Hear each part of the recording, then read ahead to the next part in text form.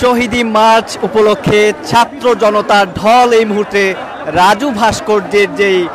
সেখানে দেখতে পাচ্ছেন যে সামনে কিন্তু অসংখ্য ছাত্র জনতার উপস্থিতি কিন্তু রয়েছে। বিভিন্ন জায়গা থেকে পর্যায়ক্রমে কিন্তু ছাত্র জনতা তারা কিন্তু এখানে এসে যুক্ত হচ্ছেন এবং আজকের যেই কর্মসূচি সেটি কিন্তু বাস্তবায়ন করার লক্ষ্যে বিভিন্ন জায়গা থেকে বিভিন্ন কলেজ থেকে কিন্তু ছাত্ররা এসে কিন্তু রাজু ভাস্কর্যের যেই এখানে কিন্তু তারা কিন্তু যুক্ত হচ্ছেন। জানিয়ে রাখি যে গতকালকে একটি সংবাদ সম্মেলনে যেই তাদের যে কর্মসূচি 1 মাস উপলক্ষে বিজয়ের যে 1 মাস পূর্তি সেটির উপলক্ষেই কিন্তু শহীদি মার্চ পালন করা হচ্ছে এবং সেই শহীদি মার্চে আজকে তারা কিন্তু রাজু ভাস্কর্যের এখানে কেন্দ্রীয়ভাবে সমাবেত হওয়ার কথা রয়েছে এবং ইতিমধ্যে কিন্তু জড়ো হচ্ছেন শিক্ষার্থীরা এবং বিভিন্ন স্লোগানে তারা কিন্তু রাজু ভাস্কর্যের যে প্রাঙ্গণ সেখানে কিন্তু জড়ো হচ্ছেন এবং এখান থেকে যেই নিউ মার্কেট রয়েছে, কলাবাগান এলাকা রয়েছে, মানিক মিয়া এভিনিউ হয়ে এইটি কিন্তু তারা কিন্তু আসলে সেই রাস্তা দিয়ে আবারও সংসদ ভবনের সামনে দিয়ে কারওয়ান বাজার যে ফার্মগেট এলাকা রয়েছে এইদিকে প্রদক্ষিণ করে আবারও কিন্তু তারা শহীদ মিনারে কিন্তু জড়ো হবেন, এরকম একটি ঘোষণা কিন্তু বৈষম্য বিরোধী ছাত্র আন্দোলনের যিনি সমন্বয়ক রয়েছেন সার্জিস আলম তার পক্ষ থেকে কিন্তু জানানো হয়েছে। এই মুহূর্তে রাজু ভাস্কর্যের যে এলাকা এটি কিন্তু ছাত্র জনতার উপস্থিতিতে একদম দেখতেই পাচ্ছেন যে সবাই কিন্তু হাতে তালি বাজিয়ে বিভিন্ন স্লোগানে পুরো রাজু ভাস্কর্যের যে এলাকা সেটি কিন্তু একদমই কিন্তু সেখান থেকে তারা শুরু করবেন, এরকম একটি ঘোষণা কিন্তু এখানে যারা আসলে আজকে শহীদি মার্চে সমাবেত হয়েছেন তাদের দর্শক সমকালের সাথে আপনারা সরাসরি যুক্ত আছেন এবং দেখছেন যে শহীদি মার্চকে কেন্দ্র করে আজকে কিন্তু রাজু ভাস্কর্য এলাকায় ছাত্র জনতার ঢল।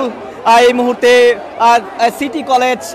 সেটি তারা কিন্তু এখানে এসে উপস্থিত হয়েছেন। শুধু ঢাকা বিশ্ববিদ্যালয়ের শিক্ষার্থী নয়, আশেপাশের যেই কলেজগুলো রয়েছে, বিশ্ববিদ্যালয়গুলো রয়েছে সেখান থেকে শিক্ষার্থীরা আসছেন এবং তাদের যে শহীদি মার্চে অংশ নেওয়ার যে বিষয়টি সেটি কিন্তু তারা নিশ্চিত করছেন এবং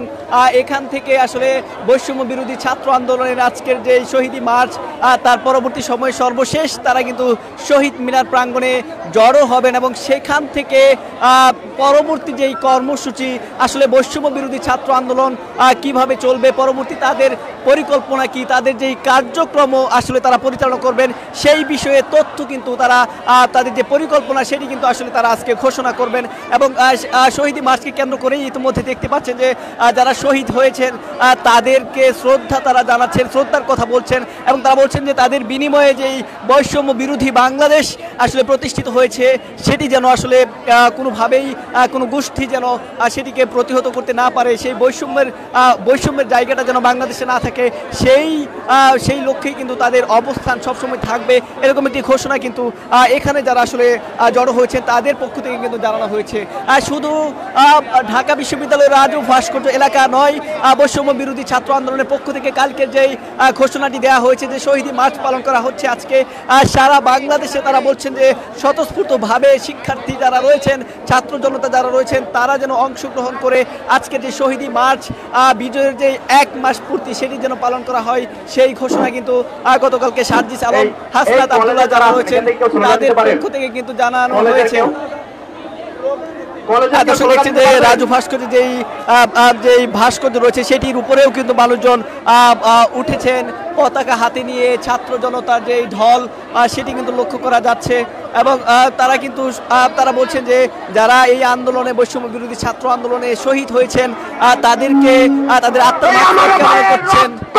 স্লোগান কিন্তু ধরেছেন। আমরা যদি একটু স্লোগানগুলো শুনি, আমার ভাইয়ের রক্ত পিতা যেতে দেব না, আমার ভাইয়ের রক্ত, আমার ভাইয়ের রক্ত, আমার ভাই কবরে খুনি কেন বাইরে, খুনি কেন কবরে, একজন খুনি হাসিনার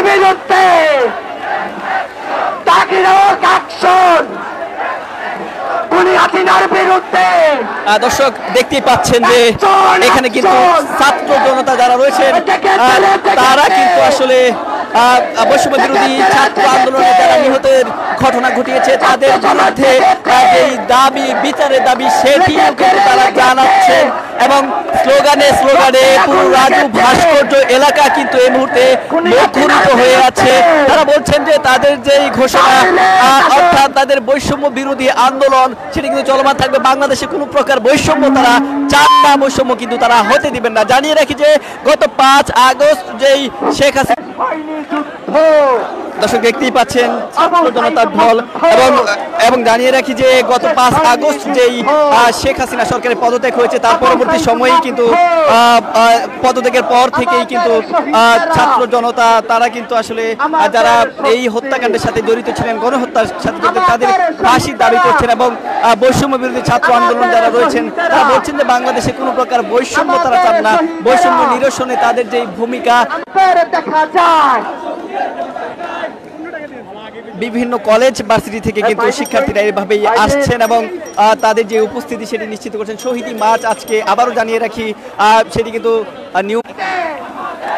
দর্শক সমকালের সাথে জানাচ্ছিলাম যে এই যে